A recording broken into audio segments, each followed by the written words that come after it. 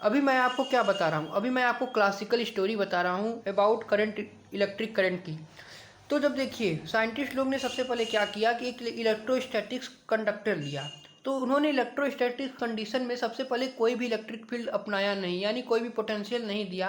तो उन्होंने पाया कि इलेक्ट्रॉन तब भी मूव कर रहा है कंडक्टर के अंदर, और उनका जो ऑर्डर था, उनकी जो वेलोसिटी थी करीब करीब 10⁵ मीटर पर सेकंड थी।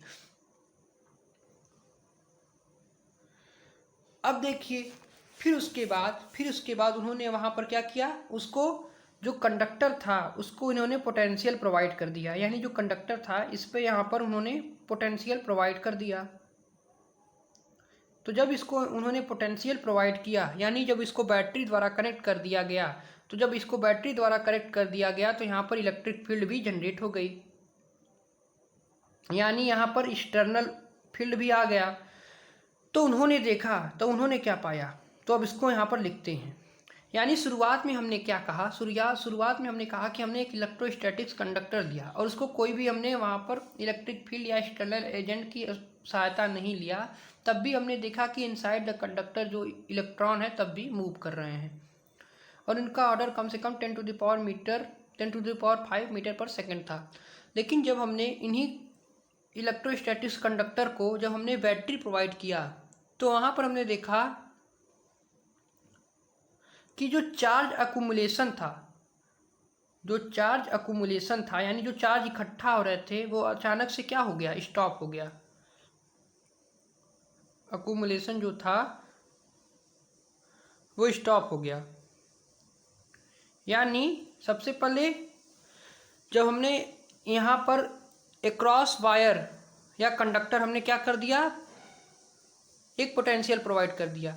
यानी जब चार्ज अकुमुलेशन स्टॉप हो गया, इसका मतलब क्या हो गया कि जो इलेक्ट्रिक फील्ड इंड्यूस है वो करीब करीब जीरो होने लगी। यानी हम यह कह सकते हैं कि जो E net inside the conductor होगा वो नॉट इक्वल टू जीरो होगा, तभी तो चार्ज अकुमुलेशन स्टॉप हुआ। अब यहाँ पर जब इलेक्ट्रिक फील्ड आ गया, क्योंकि हमने यहाँ पर जब पोटेंशियल प्रोवाइड किया तो यहाँ पर इलेक्ट्रिक फील्ड आ गया, तो इलेक्ट्रिक फील्ड के आने से यहाँ पर एक फोर्स लगेगा। अब हम जानते हैं फोर्स इक्वल टू होता है चार्ज इनटू इलेक्ट्रिक फील्ड। तो फोर्स यहाँ पर लगता है और चार्ज की वैल्यू इलेक्ट्रॉन के बराबर हो जाएगी और इलेक्ट्रिक फील्ड। अब हम जानते हैं इलेक्ट्रॉन पर निगेटिव साइन होता है तो -C लगा देते हैं। अब हम एक्सेलरेशन इक्वल टू क्या जाते हैं, फोर्स अपॉन मास। तो फोर्स क्या है, E into capital E upon mass. तो यहाँ से हमको एक्सेलरेशन की वैल्यू क्या मिल गई, E into capital E upon mass. तो देखिए अब हम जानते हैं कि इनसाइड द कंडक्टर मतलब कंडक्टर के अंदर जो होती हैं वो इलेक्ट्रॉन भी हो सकते हैं और एक कंडल होता है। क्या होता है, कनरल होता है, जो एक प्रकार का इमेजिनरी टाइप का पोल होता है। यानी जब इलेक्ट्रॉन बाहर निकलते हैं तो वहाँ पर एक पॉजिटिव चार्ज जनरेट होता है, तो उसी को हम क्या नाम देते हैं, कर्नल नाम देते हैं। अब देखिए हम जानते हैं एक्सेलरेशन इक्वल टू होता है फोर्स अपॉन मास। यहाँ पर m रिप्रेजेंट करता है मास ऑफ इलेक्ट्रॉन को और E रिप्रेजेंट करता है चार्ज ऑफ इलेक्ट्रॉन और कैपिटल E रिप्रेजेंट करता है इलेक्ट्रिक फील्ड को। तो देखिए अब यहाँ पर हम एक स्टेटमेंट लिखते हैं कि इट सीम्स दैट, यानी हमको लगा कि इलेक्ट्रॉन मूव कर रहे हैं। जब हम एक्सटर्नल फील्ड प्रोवाइड करेंगे तो हमको लगा कि जो इलेक्ट्रॉन मूव कर रहे हैं उनका विथ एक्सेलरेशन उनका वेलोसिटी इंक्रीज हो रहा है। यानी जब हमने inside the conductor electric field को अप्लाई किया या पोटेंशियल डिफरेंस प्रोवाइड किया तो हमको लगा कि it seems that electron will move with acceleration and its velocity will keep increasing। यानी हमको लग रहा था कि इलेक्ट्रॉन जो है वो एक्सेलरेशन के साथ मूव कर रहे हैं, तो इसका मतलब ये हुआ कि उनकी वेलोसिटी इंक्रीज हो रही है। लेकिन ऐसा नहीं हुआ। क्यों ऐसा नहीं हुआ? बट ड्यू टू, क्योंकि यहाँ पर अब कॉन्टिन्यूअस कोलिजन आ गया। Due to continuous collision of kernel and electron, continuous collision with kernel the velocity of electron keep on decreasing। Overall electron move with a constant small velocity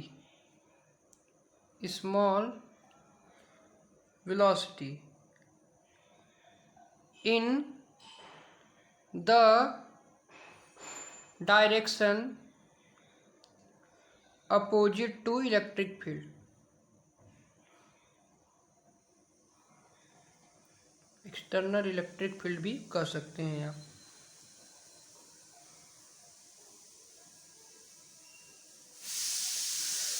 तो देखिए फिर से मैं आपको एक्सप्लेन करता हूँ।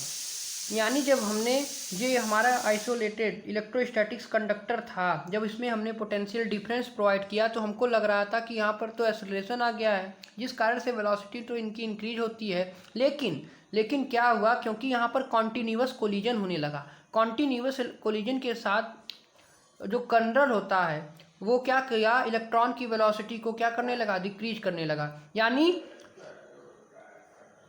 जब ये इलेक्ट्रॉन बाहर निकल रहा था तो यहाँ पर एक पॉजिटिव चार्ज जनरेट हो रहा था, और यही पॉजिटिव चार्ज जो था वो इलेक्ट्रॉन की वेलोसिटी को डिक्रीज करने लगा।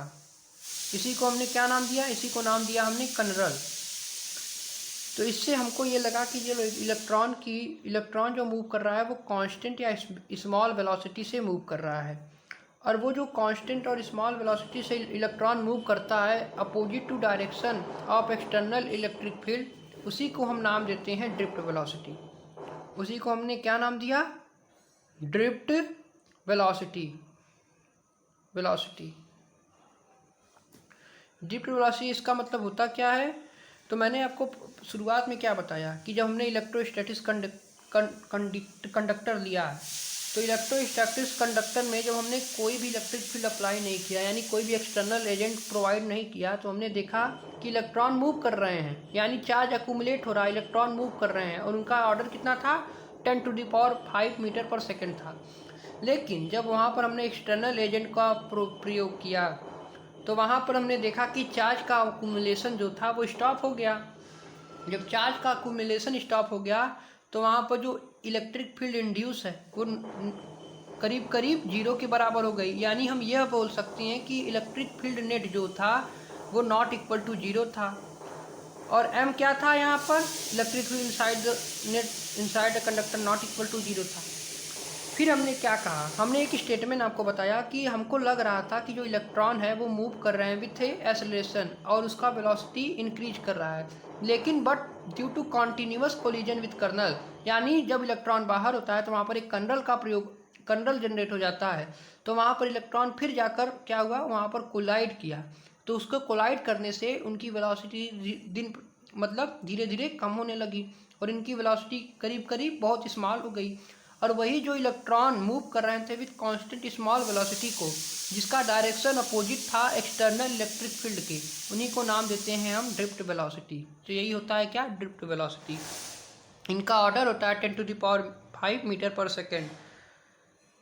तो यह है आपका ड्रिफ्ट वेलोसिटी। देखिए, जब आइसोलेटेड कंडक्टर की बात किया तो यहाँ पर E net inside the conductor क्या होता है, हम जानते हैं कि इलेक्ट्रोस्टैटिक्स कंडक्टर में E net inside the conductor क्या होता है, 0 होता है। इस वाले की बात करें तो यही हमने आपको ड्रिफ्ट वेलोसिटी के बारे में पूरा बताया। अब इनका एक्सप्रेशन क्या होता है तो उनकी बात कर लेते हैं। तो चलिए बात करते हैं अब हम फार्मूला ऑफ ड्रिफ्ट वेलोसिटी के बारे में कि ड्रिफ्ट वेलोसिटी का फार्मूला क्या होता है। फार्मूला ऑफ ड्रिफ्ट वेलोसिटी, तो ड्रिफ्ट वेलोसिटी का फार्मूला होता है वी डी, इसकी वैल्यू होती है -e/m टाउ। टाउ क्या होता है, यहाँ पर टाउ रिप्रेजेंट करता है एवरेज रिलैक्सेशन टाइम को, एवरेज रिलैक्सेशन टाइम को, ई रिप्रेजेंट करता है इलेक्ट्रिक फील्ड को, एम रिप्रेजेंट करता है मास को, और ई जो है या -e है ये रिप्रेजेंट करता है चार्ज को। अब हम जानते हैं कि E इक्वल टू क्या होता है, इलेक्ट्रिक फील्ड इक्वल टू क्या होता है, V/L। तो हम इसको ये भी तो लिख सकते हैं V D equal to E/V/ml tau, इसको इस तरह से भी लिख सकते हैं E/V/ml टाउ। देखिए ड्रिफ्ट वेलोसिटी का मतलब क्या होता है, तो इसको फिर से एक बार लिख लेते हैं कि ड्रिफ्ट वेलोसिटी का मतलब होता है कि इलेक्ट्रॉन जो होते हैं वो फ्लो करते हैं फ्रॉम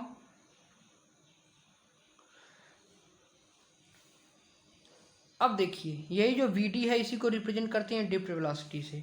तो ड्रिफ्ट वेलोसिटी क्या होता है, जब इलेक्ट्रॉन मूव करते हैं with a constant small velocity से और डायरेक्शन अपोजिट हो एक्सटर्नल इलेक्ट्रिक फील्ड को, तो उन्हीं को हम नाम देते हैं ड्रिफ्ट वेलोसिटी।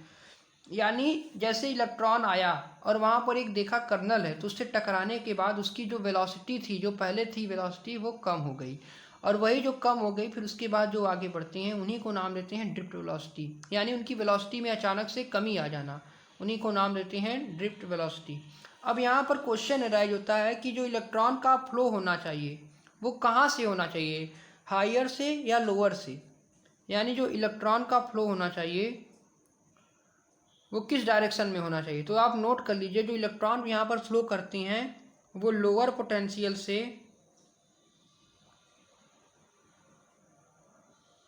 हायर पोटेंशियल पर फ्लो करते हैं, हायर पोटेंशियल पर फ्लो करते हैं, पोटेंशियल पर फ्लो करते हैं। यानी ड्रिफ्ट वेलोसिटी का फार्मूला क्या होता है, तो E/ml टाउ, ये ड्रिफ्ट वेलोसिटी का फार्मूला होता है। यानी एक्सेलरेशन इनटू टाइम कर दीजिए, अभी हमने डिराइव किया, एक्सेलरेशन की वैल्यू आई थी E/ml टाउ, और यहाँ पर रिलैक्सेशन टाइम से मल्टीप्लाई कर दीजिए, तो वहाँ पर आपको क्या मिल जाएगा, ड्रिफ्ट वेलोसिटी मिल जाएगा। वहाँ से आपको क्या मिल जाएगा, ड्रिफ्ट वेलोसिटी मिल जाएगा। तो ड्रिफ्ट वेलोसिटी की एक्सप्रेशन क्या होता है, तो हम जानते हैं कि ड्रिफ्ट वेलोसिटी को रिप्रेजेंट करते हैं वी डी से, इसकी वैल्यू होती है ई यानी स्मॉल ई और कैपिटल E/ml टाउ, यानी इसको रिप्रेजेंट कर सकती हैं, हम जानते हैं कि इक्वल टू होता है V/L, तो E/ml टाउ भी इसको लिख सकते हैं, जहाँ पर टाउ रिप्रेजेंट करता है एवरेज रिलैक्सेशन टाइम को, E रिप्रेजेंट करता है इलेक्ट्रिक फील्ड को, M रिप्रेजेंट करता है मास को, और E रिप्रेजेंट करता है चार्ज को। तो ये है एक्सप्रेशन ऑफ ड्रिफ्ट वेलोसिटी, ये है क्या है, एक्सप्रेशन ऑफ ड्रिफ्ट वेलोसिटी है। यानी इसकी वैल्यू क्या होती है, E V by M tau. अगर देखिए बोर्ड में क्वेश्चन आता है तो आपका एक्सप्रेशन दे देगा, इसको डिराइव करने की बात कर देगा। इसका ऑर्डर कितना होता है ड्रिफ्ट वेलोसिटी का, तो 10⁻⁻ मीटर पर सेकेंड होता है इसका ऑर्डर। और इसकी एक्सप्रेशन क्या होता है, तो ई बाई एम टाउ, ये इसका एक्सप्रेशन होता है। यानी ड्रिफ्ट वेलोसिटी किस पे डिपेंड करता है, इलेक्ट्रिक फील्ड पर, रिलैक्सेशन टाइम पर, चार्ज पर। तो इस प्रकार से भी क्वेश्चन पूछे जा सकते हैं। तो ये है आपका ड्रिफ्ट वेलोसिटी का फार्मूला। इसी तरह से अब हम एक और फार्मूले की बात करते हैं कि रिलेशन क्या होता है करंट और ड्रिफ्ट वेलोसिटी में। तो देखिए हमने ड्रिफ्ट वेलोसिटी की वैल्यू क्या फाइंड किया था कि ड्रिफ्ट वेलोसिटी होता है क्या, अगर हम ड्रिफ्ट वेलोसिटी की बात करें तो ड्रिफ्ट वेलोसिटी की वैल्यू क्या होती है, ड्रिफ्ट वेलोसिटी की वैल्यू होती है ई बाई एम टाउ।